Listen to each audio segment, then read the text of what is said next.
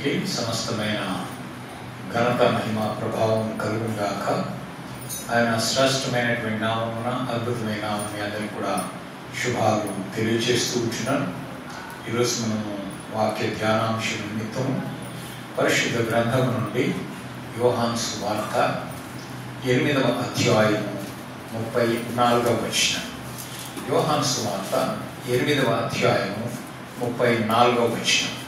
అందుకు యేసు పాపము చేయు ప్రతివాడును పాపమునకు దాసుడని నీతో నిశ్చయముగా చెప్పుచున్నానని చిన్న ప్రార్థిస్తూ ప్రేమ కలిగిన మా దేవ మీకు స్తోత్రాలు. చదవబడినటువంటి లేఖన భాగాలను బట్టి మీకు స్తోత్రాలు ప్రభువా. ఈ లేఖన భాగముల ద్వారా మీరు మాతో మాట్లాడమని మీ సందరు వేడుకుని ప్రార్థన చేస్తున్నాం. పరిశుద్ధాత్మ దేవ, మరి మేము గ్రహించినట్లుగా మా హృదయాలు మీరు తెరవమని వేడుకుంటున్నాం. నన్ను వివేచించేటువంటి జ్ఞానాన్ని మీరు అనుగ్రహించండి. అయినా మీ యొక్క సందేశాన్ని మేము విని మా జీవితాన్ని సరి చేసుకోవడానికి మీకు కృప చూపించి మహిమ పొందమని యేసు నామమున ప్రార్థించి వేడుకుంటున్నాము తండ్రి. ఆమేన్. మన ప్రభు అయినటువంటి దేవునికి సమస్తమైన ఘనత మహిమ ప్రభావం కలుగును గాక. ఆయన శ్రేష్టమైన నామం మీ అందరికీ కూడా శుభాలు తెలియజేస్తున్నాం. మీ అందరి కోసం మేము మానకుండా ప్రార్థన చేస్తున్నాం. మీరు కూడా మా కోసం ప్రార్థన చేస్తున్నారని నమ్ముతూ ఉంటున్నాం. చదువుకున్నటువంటి లేఖన భాగాల్లో మనం గమనించి చూసినట్లయితే యేసు ప్రభు వారు ఏమంటున్నారంటే, పాపము చేయు ప్రతి వాడును పాపమునకు దాసుడు. పాపము అనే విషయానికి వచ్చినప్పుడు పాపాలు 2 రకాలుగా ఉంటూ ఉన్నాయి. ఒకటి బహిరంగంగా చేసేటువంటి పాపాలు, అంటే బయటికి కనిపిస్తాయి. మనం చేసే పాపాలన్నీ కూడా బయటికి కనిపించేటువంటిగా ఉంటాయి. కొన్ని రహస్య పాపాలు ఉంటాయి, అంటే ఎవరికి కనపడకుండా చేసేటువంటి పాపాలని రహస్య పాపాలు అంటాం. అది తలుపేసుకొని చేసుకోవచ్చు, ఎవరికి తెలియకుండా ఎవరికి కనపడకుండా మనం చేయొచ్చు. కొన్ని మన హృదయంలోనే చేసేటువంటి పాపాలు ఉంటాయట. కనుక దాన్ని ఏమంటామంటే రహస్య పాపాలు అని అంటారు. కనుక ఈరోజు మనం ధ్యానం చేసేటువంటి అంశం ఏంటి అంటే, రహస్య పాపాలు చేయుట వలన దేవుడు మన ప్రార్థనకు జవాబు ఇస్తాడా? రహస్య పాపాలు చేయుట వలన దేవుడు మన ప్రార్థనకు జవాబు ఇస్తాడా అనే అంశాన్ని ఈరోజు మనం ధ్యానం చేస్తున్నాం. ప్రియమైన దేవుని బిడ్డలారా, బైబిల్లో మనం గమనించి చూసినట్లయితే రహస్య పాపాలు లేక దాగి ఉన్న పాపాలు అనేది దేవునికి మాత్రమే తెలిసినవి. తను చేసిన తనకు తెలుస్తుంది, దేవునికి కూడా తెలిసింది. అంటే ఈ పాపాలు ఇతరులకు కనిపించవని ఈ వాక్యం ద్వారా మనం తెలియబడుతూ ఉంటుంది. ఈ పాపాలు దేవుని ముందు ఏవి కూడా దాచబడలేవు. ఎందుకంటే ఆయన సర్వజ్ఞుడు, సర్వవ్యాపి అయినటువంటి వాడు, హృదయములను అంతరింద్రియములను పరిశీలించే నీతి గల దేవుడు. కనుక మీరు ఇక్కడ కూర్చున్నారు, దేవుని వాక్యం వింటూ ఉన్నారు, టీవీలో కూడా వింటున్నారు, యూట్యూబ్లో కూడా చూస్తున్నారు. మీ హృదయ ఆలోచనలు ఈ వాక్యం వింటూ ఉన్నప్పుడు మరి ఏ విధంగా ఉన్నాయో చెప్పేటువంటి నాకు తెలియదు, కానీ నీ పక్కన ఉన్న వారికి తెలియదు. కానీ ఎవరికి తెలుసు? దేవునికి తెలుసు. ఆయన సమస్తమును చూడగలిగినటువంటి వాడు, ఆయనకు మరుగైనది ఏది కూడా లేదు. కనుక రహస్య పాపాలు అనేటివి అవి మనం చేస్తున్నా అవి బయటికి కనపడకపోయినా, ఇతర చుట్టూ వాళ్ళకి గ్రహించలేకపోయినా దేవునికి మాత్రం స్పష్టంగా అవి కనిపిస్తూ ఉంటున్నాయి. అందుకోసమని కీర్తనకారుడు ఏమంటాడో తెలుసా? 90వ కీర్తన 8వ కీర్తన 8వ వచనం. మా దోషములను నీవు ఎదుట ఉంచుకొని ఉన్నావు, నీ ముఖ కాంతిలో మా రహస్య పాపములు కనబడుతున్నాయి. చూసారా? దోషాలన్నీ కూడా దేవుని మీద కనిపిస్తున్నాయి. నీవు నేను చేసేటువంటి ప్రతి పాపము, ప్రతి అతిక్రమము, ప్రతి దోషము అది దేవుని మీద కనిపిస్తూ ఉంటున్నాయి. మరి ఎలా కనిపిస్తున్నాయి అంటే ఆయన ముఖ కాంతిలో అవి కనబడుతున్నాయి. మన రహస్య పాపాలని అక్కడ కనిపిస్తున్నాయి. మనం అనుకోవచ్చు, ఆడిపోయి నిలబడిన తర్వాత తీర్పు దినాన నేనేం పాపం చేశాను, నేనెప్పుడు చేశాను, లేదు ప్రభువా నేను చెయ్యలేదు అంటానికి వీలు లేదు. ఎందుకంటే ఆ రహస్య పాపాలను కూడా ముఖ కాంతులు కనిపిస్తాయంటే అక్కడ స్క్రీన్ మీద కనపడినట్టు కనిపిస్తాయి అన్నమాట. మనం ఇటు చూస్తూనే మాట మనం చేసిన దానిలో చరిత్రలు కనిపిస్తుంది. అక్కడ అందరూ చూస్తారు. ఇప్పుడేమో ఎవరికి తెలియకుండా చూసావు, అక్కడ ఏం చేస్తాడు? అక్కడ ప్రపంచమంతా చూస్తుంది నువ్వు చేసినటువంటి పాపం. కనుక ఆయన ముఖకాంతిలో మన రహస్య పాపాలన్నీ కూడా కనిపిస్తాయి. కనుక దేవుడు మన హృదయంలోని ప్రతి ఆలోచనను, ఉద్దేశాన్ని ఆయన చూసేటువంటి వాడుగా ఉన్నాడు. మనం రహస్యంగా చేసినటువంటి పాపాలు కూడా ఆయన ముఖకాంతిలో, అంటే ఆయన సన్నిధిలో అని అర్థం. ఆయన సన్నిధిలో అవి స్పష్టంగా కనిపిస్తాయి. ఏది కూడా మసక కనిపించేటివి కాదు, కనిపించి కనపడినటువంటివి కాదు, స్పష్టంగా కనిపిస్తాయి. దీని వల్ల దేవునికి కోపం వస్తుంది, ఉగ్రత మన మీద, దేవుని ఉగ్రత మన మీద నిలిచి ఉంటుంది అని ఈ వాక్యం ద్వారా మనం తెలుసుకుంటూ ఉంటున్నాం. అయితే కీర్తనకారుడు ఏమంటాడు అంటే 19వ కీర్తన 12వ వచనం, 19వ కీర్తన 12వ వచనంలో ఏమంటాడంటే, ఎవరైనా కానీ మన పాపాలు పొరపాట్లు కనుగొనలేకపోవచ్చు, మనం చేసిన కొన్నిసార్లు మనకు తెలియకపోవచ్చు, మనం దాని పాపాలని కూడా కొన్నిసార్లు అనుకోకపోవచ్చు. అయితే ఇక్కడ కీర్తనకారుడు ఏమంటాడు, తన పొరపాటును కనుగొనవాలెవడు అంటున్నాడు. పొరపాటు కనుగొన చేసినటువంటి నేనెప్పుడు తప్పుడు చేసినా, నేనెప్పుడు పాపం చేసినా అది పాపమా అని చెప్పి అన్నట్టుగా మనల్ని మనమే సర్దుకునే విధంగా ఉంటాం, కాంప్రమైజ్ అయ్యే విధంగా ఉంటాం. అలా కాకుండా ఈ ప్రార్థన ఏం చేస్తున్నాడో తెలుసా కీర్తనకారుడు, నేను రహస్యముగా చేసిన తప్పులు క్షమించి నన్ను నిర్దోషిగా తీర్చుము అంటాడు. అంటే రహస్యంగా పాపాలు చేస్తున్నట్టుగా డైరెక్ట్ ఒప్పుకుంటున్నట్టేగా. అంటే ప్రతి మనిషి కూడా తమ హృదయములో ఏదైనా దేవునికి వ్యతిరేకమైన చేశాడు అంటే, బాహటంగా చేయకపోయినా హృదయంలో చేశాడు, తలంపులో చేశాడు, ఆలోచనలు చేశాడు అంటే అది రహస్య పాపాలను జ్ఞాపకం చేసుకోవాలి. కనుక దావీదు తన రహస్య పాపాలను తను పూర్తిగా తెలుసుకోలేనప్పటికీ తను అంగీకరిస్తున్నాడు. ఏమని? నేను రహస్య పాపాలు చేసినటువంటి వాడిని అన్నట్టుగా వాటిని క్షమించాలి అని దేవుణ్ణి కోరుకుంటున్నాడు. ఇది మనకు కూడా తెలియకుండా, మనం పట్టించుకోకుండా చేసేటువంటి పాపాలని మనకు గుర్తు చేస్తూ ఉన్నాయి. కనుక ప్రియమైన దేవుని బిడ్డలారా, మరి ఈ పాపాలు ఏవి కూడా దాచబడవని దేవుని వాక్యం సెలవిస్తుంది. లూకా సువార్తలో 8వ అధ్యాయము 17వ వచనంలో దేవుడు ఏమంటున్నాడో చూడండి. లూకా సువార్త 8వ అధ్యాయము 17వ వచనంలో, బయలుపరచబడని రహస్యమేదియూ లేదు. చూసారా? బయలుపరచబడని రహస్యం అంటే ప్రతి ఒక్క రహస్యం నువ్వు ఎంత రహస్యంగా చేసినా, ఎవరికి కనపడకుండా చేసినా, ఎవరు చూడలేరనుకొని చేసినా అవన్నీ కూడా బయలుపరచబడకుండా ఉండవు. తప్పకుండా అవి బయలుపరచబడతాయి, వ్యతిరేకించబడి బయట కనిపిస్తాయి అన్నమాట. తెలియబడినది కానీ, మరుగైనది కానీ లేక బయలుపరచబడకపోదు అంటే తప్పకుండా అవి కనిపిస్తాయి. తప్పకుండా అందరికీ తెలుసు. బయలుపరచడం అంటే అందరికీ తెలియచేయటం. కనుక అందరి ముందు నువ్వు చేసినటువంటి పాపము తెలియజేయబడుతుంది.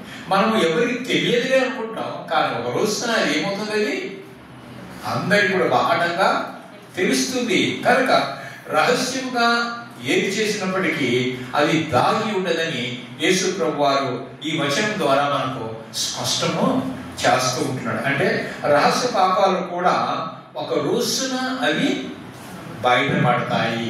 ఒక రోజున అది దేవుని తీర్పులో కావచ్చు, లేకపోతే కొన్నిసార్లు ఈ లోకంలోనే మన జీవితంలోనే కొన్నిసార్లు బయటపడవచ్చు. అని అనుకుంటుంటావు, తప్పు చేసి మనం ఏం చేయలేదు అనుకుంటే, అరే బాబు నువ్వేం తప్పు చేయలేకుండా అన్ని బయటనే కనిపిస్తుంది. ఉష్ట్రపక్ష ఉంటుందంట. ఉష్ట్రపక్ష అంటే తెలుసు కదా, పెద్ద పక్షి, అది ఎడారిలో ఉంటుంది అనమాట. అది ఏం చేస్తుందంటే దాని పొడిగైనటువంటి మెడను ఇసుకలో దూర్చి, బాడీ అంత పెద్ద బయటనే ఉంటుందా, ఇసుకలో దూర్చి నన్ను ఎవరు చూడలేదు అనుకుంటానంట. కానీ ఎవరు చూడలేదు అనుకుంటే నీకు బాబాయ్ కనిపిస్తుంది కదా, మొత్తం కనిపిస్తుందిగా. పిల్లి అనుకుంటుందంట నన్ను ఎవరు చూడలేదు, కన్ను మూసుకొని పాలు తాగుతుందంట. అంటే అది పండు మూసుకొని పాలు తాగినా బయట కనిపిస్తుందా? కనిపిస్తుంది కదా.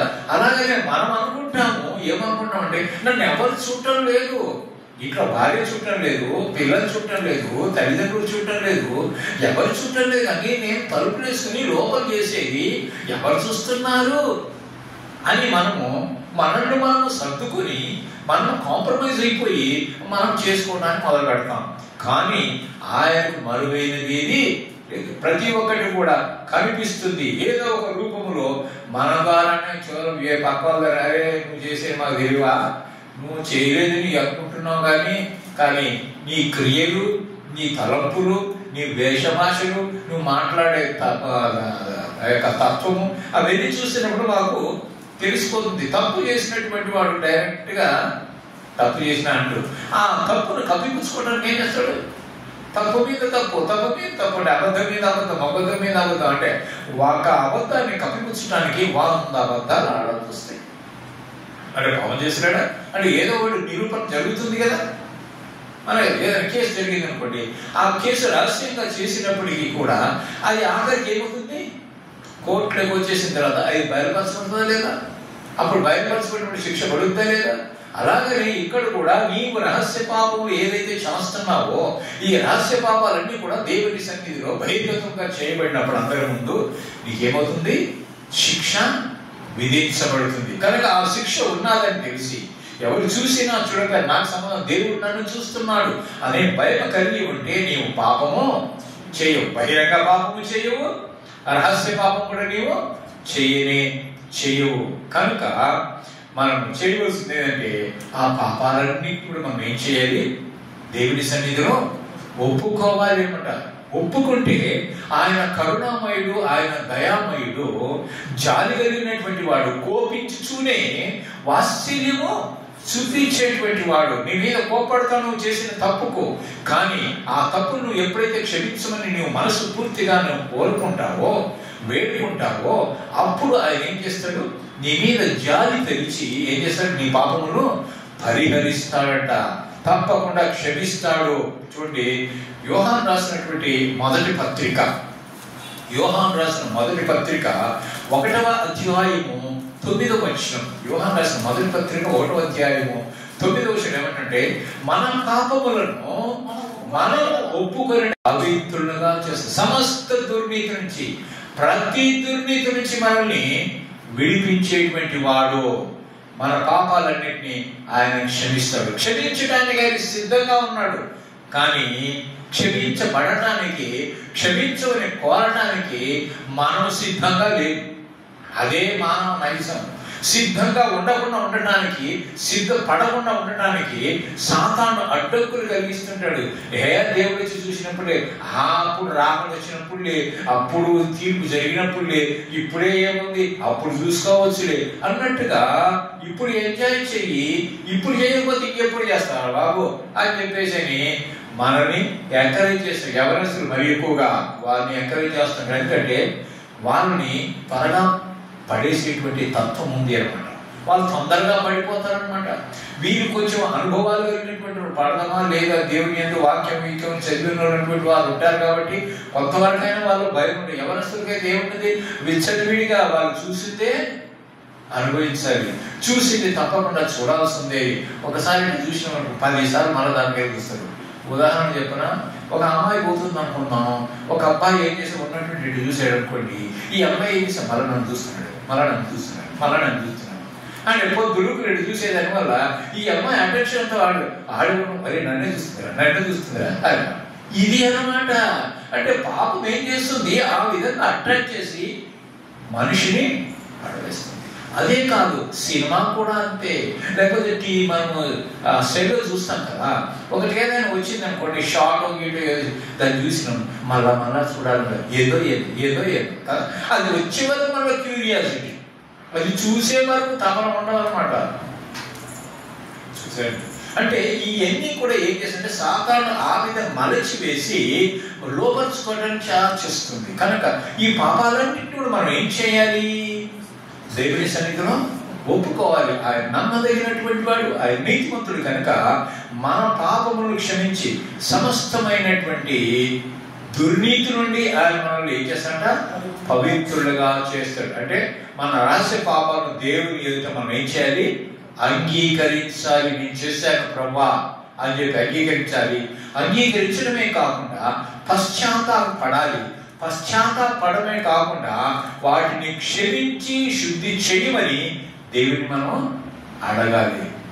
ఇతరులు కనిపించిన పాపాలను కూడా ఒప్పుకోవడం ద్వారా బయటికి ఎవరికి కనిపించకపోయినా ఆ పాపాలు మనం ఒప్పుకోవడం ద్వారా క్షమాపణ పొందవచ్చునని ఈ యొక్క యోహాను మొదటి పత్రిక 1:9 మనకి తెలియజేస్తూ ఉంటుంది. బైబిల్ ప్రకారం మనం చూసినట్లయితే మన రహస్య పాపాలు దేవుని దృష్టిలో దాగి ఉండవు అని తెలుస్తుంది. అంతేకాకుండా అవి ఆయనకు బాగా తెలుసు. ఆయన మరుగైనది ఏది లేదు. మనం ఏం చేయాలి ఆయనకు తెలుసు అని మనం వాటిని అంగీకరించి పశ్చాత్తాపడినప్పుడే యేసు ప్రభు గారి యొక్క రక్తములో ఆయన ఏం చేస్తాడు? మన పాపములు క్షమిస్తాడు. ఆయన రక్తము ప్రతి పాపమును మనల్ని పవిత్రులుగా చేయును. అంటే ఆయన రక్తమును మనం కడిగి వేస్తాడనమాట. కనుక రహస్య పాపం దేవుని ముందు దాచడానికి ప్రయత్నించేదానికన్నా మనం ఏం చేయాలా? వాటిని దేవుని సన్నిధిలో ఒప్పుకొని, కేవలం ఒప్పుకోవటమే కాదు, వాటి నుంచి బయటపడాలి.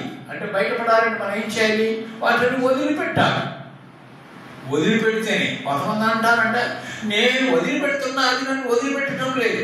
ఏంటంటే నేను వదిలిపెట్టాలనుకుని ప్రయత్నం చేస్తున్నా, కానీ నన్ను వదిలిపెట్టలేదు. ఒకప్పుడు ఆంధ్రప్రదేశ్లో మరి ఏంటి ఆ యొక్క తుఫాన్లు వచ్చాయి. తుఫాన్లు వచ్చినప్పుడు వాటిల్లో బాగా జనాలు ఊరు నీళ్ళు కొట్టకపోతా ఉంటే అందులో కొంత మనుషులు కూడా చనిపోయేదాన్ని కొట్టకపోతున్నాడు. ఓకే, దొంగలైనటువంటి వాళ్ళు ఏం చేస్తున్నారంటే దోసుకునేటువంటి వారు వాళ్ళ మీద బాడీ మీద ఉన్నటువంటి వెండి బంగారాలు తీసుకుందామని చెప్పేసి అట్లా నీళ్ళలేకపోతున్నారంట. నీళ్ళలేకపోయి అక్కడ అన్ని ఒలుసుకుంటుంటే వాడు ఇంకా దూరంగా లోపలికి పోయాడంట. ఆడ బాడీ కనిపిస్తే ఆ బాడీ మీద కనిపిస్తే ఆ వస్తువు తీసుకోవాలని పోయాడంట. ఆడి పోయి తీసుకుని ఒరే రారా ఇంకా ఇంకేం వస్తుండగా సార్ అంటే అది వదిలేసి రారా ఇంకా సార్ అంట నేను వదిలినా అది నేను వదులుతలేదు అంటున్నట్ట.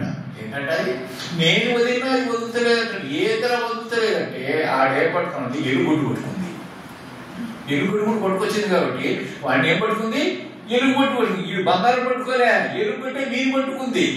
అంటే దాని నుంచి విడిపించుకోలేకపోతున్నాడు. అంటే ఎలుగుబొట్టు లాంటి పాపము, ఎలుగుబొట్టు లాంటి సాతాను నిన్ను పట్టుకొని వదిలేయకుండా, వదిలించుకుని పోకుండా గట్టిగా పట్టించుకుంది. దాని నుంచి నువ్వు విడుదల పొందాలి కదా. కనుక అలాంటిది పాపం. ఈ పాపము నిన్ను వదిలిపెట్టేటువంటిది కాదు.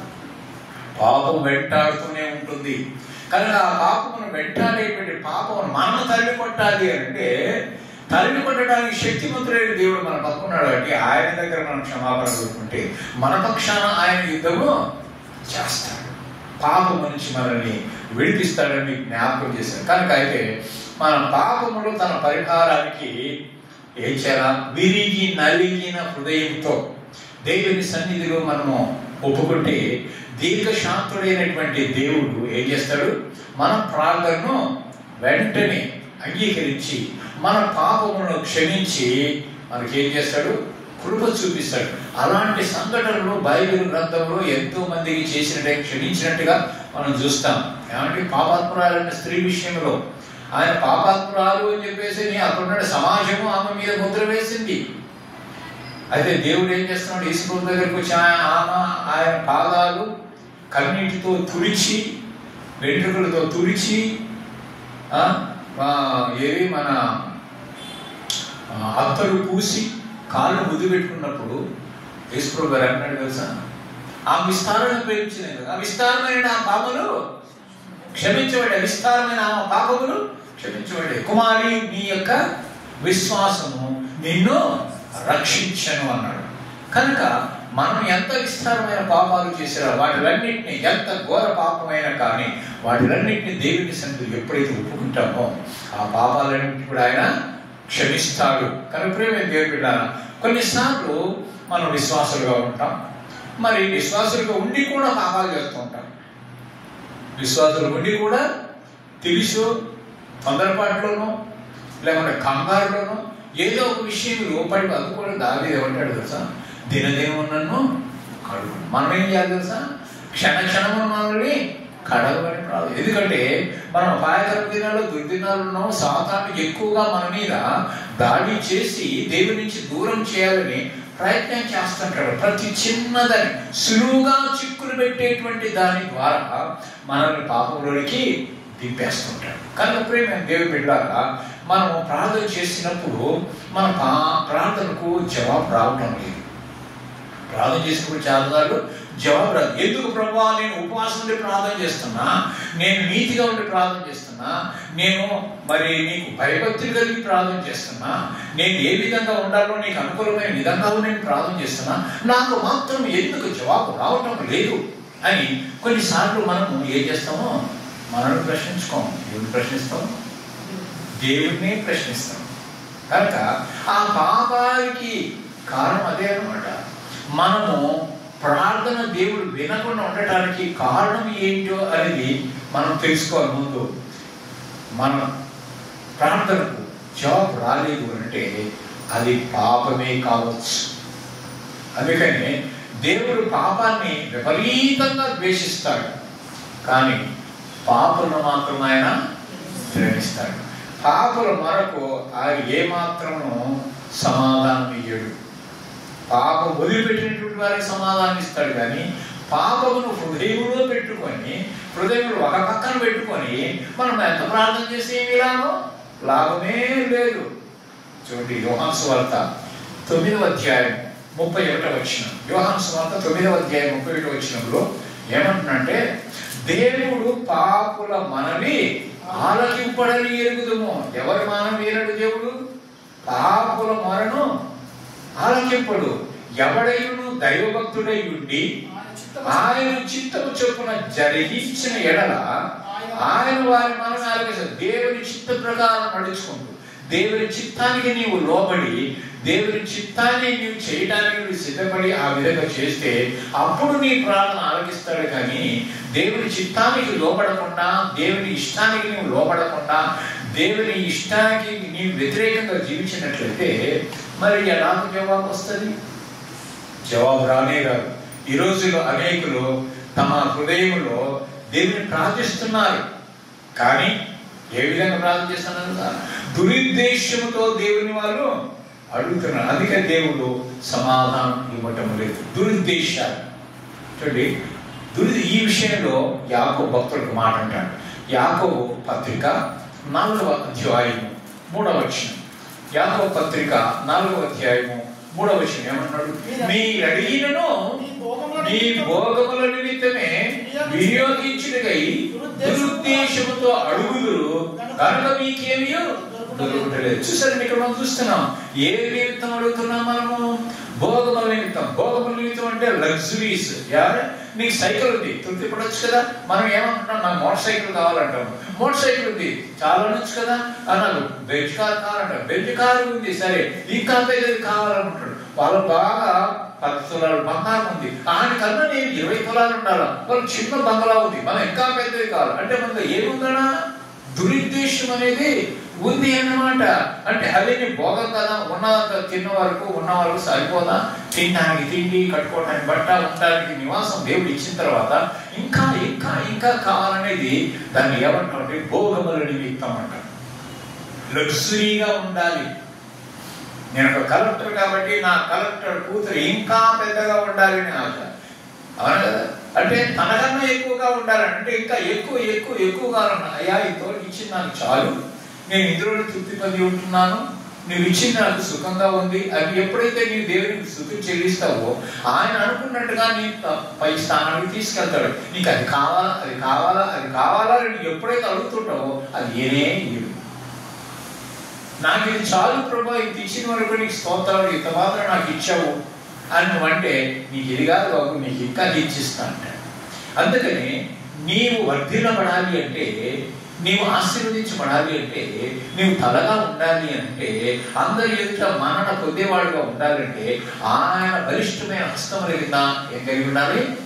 దీన మనస్సు కలిగినటువంటి వాడవై నీకు వింటే అంతకంతకు నీవు హెచ్చించబడతావు. నిన్ను నీవు తగ్గించుకున్నప్పుడు ఆయన నిన్ను హెచ్చిస్తాడు. కనుక ఇక్కడ మనం చూస్తున్నాం, మనము భోగముల నిమిత్తము వినియోగించుకోవటం అని దురుద్దేశంతో అడుగుతున్నారు. కనుకనే మీ ప్రార్థనకి జవాబులు రావటం లేదు. మనం ఏం చేస్తాం తెలుసా? విశ్వాసులుగా ఉంటారు, అవిశ్వాసులుగా ఉంటారు, అందరూ ప్రతి సంఘంలో ఉంటారు. కానీ కొంతమంది ప్రార్థన ఏం చేస్తారు తెలుసా? ఒక పక్కమో బాగా తాగుతారు, ఒక పక్కేమో బాగా తాగుతారు, మళ్ళీ ఏం చేస్తారు? ఒక పక్కేమో దేవుని ఆశీర్వాదాలు కావాలంటారు. తాగుతుంటారు, ఆశీర్వాదాలు కావాలంటారు. ఒక పక్క వ్యభిచారం చేస్తుంటారు, మరో పక్క వ్యాపారం చేస్తుంటారు. ఏమండి అలా కావాలి, అభివృద్ధి వాళ్ళ వ్యాపారాలు అభివృద్ధి కావాలని కోరుతుంటారు. నువ్వు చేసే తప్పు చేస్తుంటావు, ఇందులో అభివృద్ధి కావాలంటుంటావు. ఒక పక్క నోటితో ఏం చేస్తాం, బండ బూతులు మాట్లాడుతుంటాం. ఇంకేం చేస్తాం, అదే నోటితో హల్లెలూయా హల్లెలూయా దేవుని స్తోత్రం స్తోత్రం స్తోత్రం అని చెప్పేసి అంటూ ఉంటాం కదా. అని ప్రభువా తండ్రి అని చెప్పని ఆరాధన చేస్తాం. మరి ఇది పాపం కదా అంటే నువ్వేం చేస్తున్నావు, నటిస్తున్నావా లేదా? అందరి ముందు ప్రభా అంటే ఇల్లు మీద వాడు కుదురుతావు. అది కాదు కదా. అలా ప్రేమించాలి దేవుడు కోరినాడా? అలా ప్రార్థించమని దేవుడు కోరాడా? అటువంటి ప్రార్థన దేవుడు అంగీకరిస్తాడా? అటువంటి ప్రార్థన జవాబు అర్పిస్తాడా? కనుక ఇంకొన్న లక్షణమైనటువంటి తెలుసా, ఇతరులను క్షమించే గుణం ఉండనే ఉండదు. కానీ మనం మాత్రం మన పాపాలు క్షమించాలి. మన పాపాలు మాత్రం క్షమించబడాలా, మనం మాత్రం ఇతరులు క్షమించద్దు. అటువంటి లక్షణాలు ఉంటాయి. మా పాపాలు క్షమించండి ప్రభువా అంటాం, మనం మాత్రం ఇతరులు క్షమించం. ఈ కొంతమంది దగ్గర డబ్బు బాగా ఉంటుంది, కావలసినంత ఉంది, సమృద్ధిగా దేవుడు ఇచ్చాడు. సమృద్ధిగా ఇచ్చినప్పుడు ఒక్కరికి సహాయం చేయరు, ఒక్కరికి సహాయం చేయరు. సరే వాళ్ళ సహాయం చేయడం దేవుని పరిచర్య కూడా ఇవ్వరు. యువకుడు ఏముండదా, మా ఇంట్లో శాంతి సమాధానం ఉండాలా, మా ఇంట్లో సమృద్ధి ఉండాలా, మా ఇంట్లో ఆరోగ్యం ఉండాలా, అన్నీ ఉండాలా. కానీ నేను మాత్రం అవి చేయవు కదా. ఈ విధంగా పొరుగు వారిని ప్రేమించలేనటువంటి వారు, ఇతరుల పట్ల ద్వేషం కలిగినటువంటి వారు, అత్తమామల్ని సరిగా చూసుకోలేనటువంటి వారు, తల్లిదండ్రులను మర్చిపోయేటువంటి వారు. ఏమంటే తల్లిదండ్రులు మర్చిపోయేటలేరా? మర్చిపోయి ఏడంటే వదిలేస్తున్నారు. అలాంటి వారు, నోరు తెలిస్తే అబద్ధాలు చెప్పేటువంటి వారు, ఇతరులను దూషించేటువంటి వారు, ఇతరుల విషయంపై వారిని మోసం చేయడం, హింసించడం, ఇలాంటి పనులు చేస్తూ ఉండి ప్రభువా నా ప్రార్థన ఆలకించు, ప్రభువా నేను నిన్ను ప్రేమిస్తున్నా, ప్రభువా నాకు ఫలాని కావాలా అని అడిగితే దేవుడు ప్రార్థన అంగీకరిస్తారా? అంగీకరించాడు కదా. నా ప్రార్థన విను ప్రభా అని అంటూ ఉంటాను, నా అడిగింది ఇయ్యండి ప్రభా అని అడుగుతూ ఉంటాను. ఇటు హృదయంతో నీవు ప్రార్థన చేసినట్లయితే నీ ప్రార్థనకు జవాబు రానే రాదు. అలాంటప్పుడు ఏమొస్తుంది తెలుసా? దేవుని శిక్ష తప్ప ఇంకేమీ రాదు. ఎందుకు? నీవు చేసిన ప్రతి పాపానికి నీ శిక్ష ఉంటుంది. ఎవడు చేసిన పాపకర్మం వాడు అనుభవించక తప్పదు. కనుక పాపము చేయువాడు పాపానికి దాసుడు. అంటే నువ్వు దాసుడు అయిపోయావు, అంటే పాపానికి నువ్వు ఏమైపోయావు? అమ్ముడు పోయావు. ఇప్పుడు వాని ఆధీనంలో ఉన్నావు. వాని ఆధీనంలో ఉన్నప్పుడు వాడు చెప్పినట్టు నువ్వు వినాల్సిన నీ స్వాతంత్రం లేదు. మరి యేసు ప్రభువు నిన్ను ప్రేమించి లోకానికి వచ్చి ఆ పాపము నుంచి, ఆ శాపము నుంచి, ఆ బానిసత్వము నుంచి విడిపించడానికే యేసు ప్రభువు ఈ లోకానికి వచ్చి పంచగాయముల వద్ద నీ కోసం శిలువ రక్తము కార్చాడు. ఆ బంధకమును విడిపించబడడానికి ఆయన ఇంత మార్గాన్ని ఏర్పాటు చేసినప్పుడు కేవలం నీ నోటితో ప్రభువా నా పాపాలు క్షమించు, నేను దోషిని, రహస్య పాపాలు చేశాను, బహిరంగ పాపాలు చేశాను, తెలియజేశాను, వీటిలన్నీ క్షమించు ప్రభువా, ఈ రోజు నుంచి నేను వాటిని ఒప్పుకుంటాను, వదిలేస్తున్నాను, ఇక నీతిమంతురాలుగా నేను జీవిస్తాను. ఎప్పుడైతే నీ జీవితంలో మార్పు తీసుకొచ్చుకుంటావో, ఆయన సన్నిధిలో ఒప్పుకుంటావో, అప్పుడే పాపాలు క్షమించబడతాయి. అప్పుడే మరణ గ్రంథంలో పేరు కొట్టివేసి జీవ గ్రంథంలో వ్రాయబడుతుంది. అప్పుడే నీవు దేవుని యొక్క రక్తం కడగబడినటువంటి వాడివై, కడగబడిన దానివై నీవు దేవుని బిడ్డలుగా తీర్చబడతావు. అప్పుడే నీకు రక్షణ. నీవు అవేది ఒప్పుకోకపోతే దేవుడు తప్పకుండా నిన్ను శిక్షిస్తాడు. కొన్నిసార్లు మనం ఏం చేస్తామంటే దేవుని యొక్క మాటలు పెడచెవి పెడతాం. ఏదే కానీ సత్యం చెప్పిన సత్యాన్ని మనము అంగీకరించాం. సత్యం ఎప్పుడు ఏం చేస్తాం? తృణీకరిస్తూనే ఉంటాం, నిరాకరిస్తూనే ఉంటాం. దేవుడు ఎవరున్నాడు తెలుసా? సత్యమును అనుసరించండి. సత్యం అంటే ఎవరు? యేసు ప్రభువే. నేనే సత్యమును అన్నాడు కదా. సత్యమును అనుసరించండి. సత్యాన్ని అనుసరించి ఎవరికైనా తీర్పు తీర్చాలంటే, న్యాయాధిపతిగా ఉన్న తీర్పు తీర్చాలంటే, నీ పక్కన తోటి వారితో, నీ సంఘంలో ఉన్న వారితో ఏదైనా తీర్పు తీర్చాలి అంటే, ఏదైనా గొడవలు వచ్చినప్పుడు తీర్పు తీర్చాలంటే నీవు సత్యమును అనుసరించేవాడుగా ఉండాలి, సత్యమును బోధించేవాడుగా ఉండాలి, సత్యానికి లోపడినటువంటి వాడుగా ఉండాలి, సత్యవంతుడైన దేవుడు నీవు కలిగి ఉండాలి. కనుక సత్యమును అనుసరించి తీర్పు తీర్చాలి అంట. జకర్యా గ్రంథం 7వ అధ్యాయం 7వ అధ్యాయము 9 నుంచి 11 వచనాలు. అలాగనే 13వ వచనం చూస్తాం. అక్కడ ఏం రాయబడిందంటే, సత్యమును అనుసరించి తీర్పు తీర్చుడి, ఒకరి యందు ఒకరు కరుణ వాత్సల్యము కనబరుచుకొనడి. అంతేకాదు, విధవరాలను, తండ్రి లేని వారిని, పరదేశులను, దరిద్రులను బాధ పెట్టకుడి. మీ హృదయమందు సహోదరులతో ఎవరికి కీడు తలచకుడి అని అంటున్నాడు. ఈ విధంగా నీవు ఎప్పుడైతే కరుణ చూపకుండా, వాత్సల్యం చూపించకుండా ఆ విధవరాల ఎడల, తల్లిదండ్రులు లేని వారి ఎడల, పరదేశుల ఎడల, దరిద్రుల ఎడల వారిని కష్టపెడుతూ ఉంటే, బాధ పెడుతూ ఉంటే, వాటిని మార్చుకోమని దేవుడు చెప్పినప్పుడు ఆ మాటను నువ్వు వినకుండా ఉంటే నీ మాట దేవుడు ఎలా వింటాడు? ఆయన మాట నీవు వింటే నీ మాట దేవుడు వింటాడు. అక్కడ మనం చూస్తున్నాం, ఏమంటాడు తెలుసా? అయితే వారు ఆలకింపనులకు మూర్ఖులై వినకుండా చెవులు మూసుకొని అని అంటాడు. వారు అదే చెవులు మూసుకున్నప్పుడు, నా మాట వినకున్నప్పుడు నేనేం చేస్తాను? నేను పిలిచినప్పుడు వారు ఆలకింపకపోయారు కనుక వారు పిలిచినప్పుడు నేను ఆలోచిస్తాను. నేను చెప్పినప్పుడు నువ్వు వినకపోతే, నువ్వు చెప్పినప్పుడు నేను ఎందుకు వింటా? నేను చెప్పిన నువ్వు ఆచరించకపోతే నీ యొక్క ప్రార్థన నేనెందుకు అంగీకరిస్తా? నీ మనవులు నేనెందుకు అంగీకరిస్తా? నీకెందుకు నేను జవాబిస్తా అని అంటున్నాడు అనమాట. కనుక మనం వీటివన్నింటినీ వదిలిపెట్టాలి. ఇవన్నీ కీడు సంబంధమైనటువంటి, ఈ లోక సంబంధమైన కూడా కీడు సంబంధమైనటువంటి కనుక కీడును వదిలిపెట్టి సమాధానము వెంటాడే వారుగా ఉండాలి. పేతురు రాసినటువంటి మొదటి పత్రిక 3వ అధ్యాయం 11వ వచనం.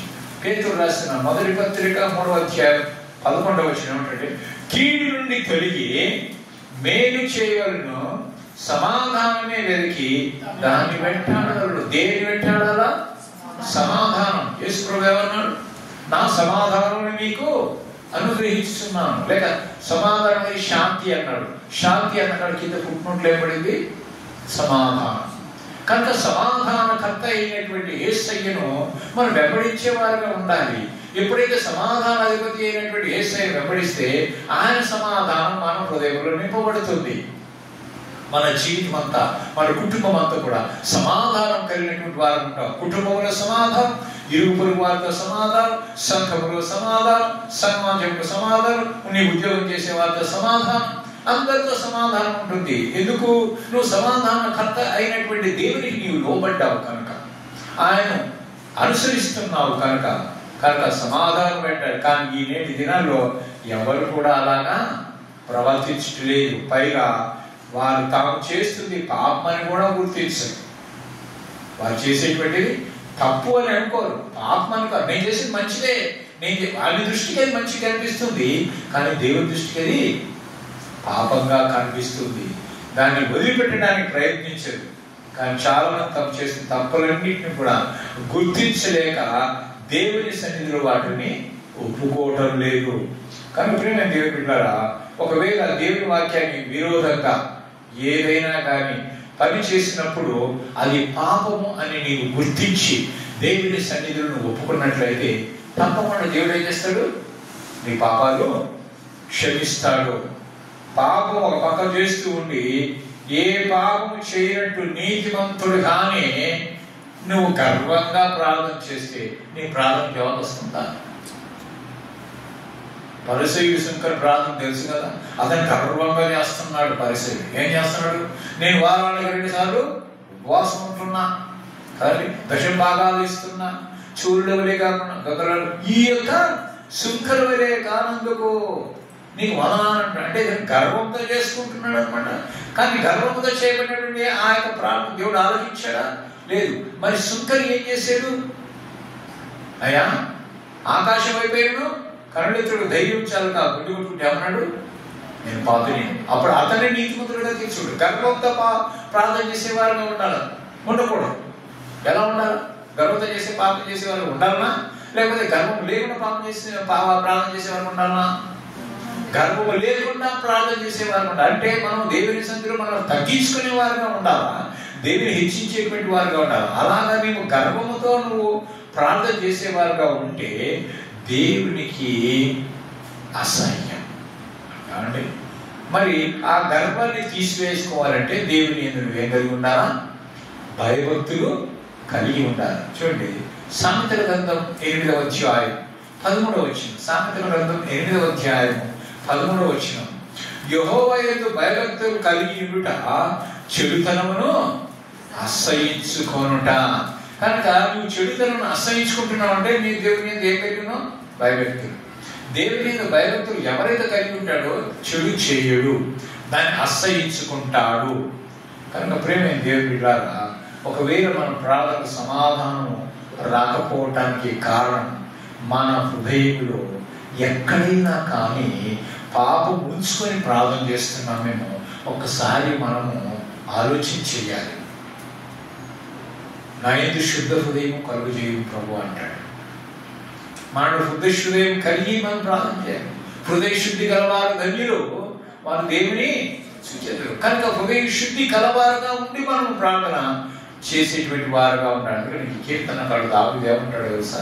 66వ కీర్తన 18వ వచనం. 66వ కీర్తన 18వ వచనం ఏమంటే, నా హృదయమును నేను పాపమును లక్ష్యం చేసిన ఎడల ప్రభువు నా మనవి వినకపోవును. నేను ఒక పక్కన పాపం పెట్టుకొని దాని మీద ఇష్టపడుతూ దాని ఎడల వాంఛ కలిగి ఆకాంక్ష కలిగి నేను ఒక పక్క దేవుని ప్రార్థన చేస్తే ఆ ప్రార్థన ఆలకించు. నువ్వు పాపం వదిలిపెట్టు, శుద్ధ హృదయంతో ప్రార్థన చెయ్యి, అప్పుడు దేవుడు నీకు జవాబు అనుగ్రహిస్తాడు. పాపమును హృదయంలో లక్ష్యం చేసినప్పుడు దేవుడు మన మనవి వినడని దేవుని వాక్యం స్పష్టంగా మనకు తెలియచేస్తుంది. అయితే మన మనవి వినాలంటే మన పాపాలు తొలగిపోవాలి.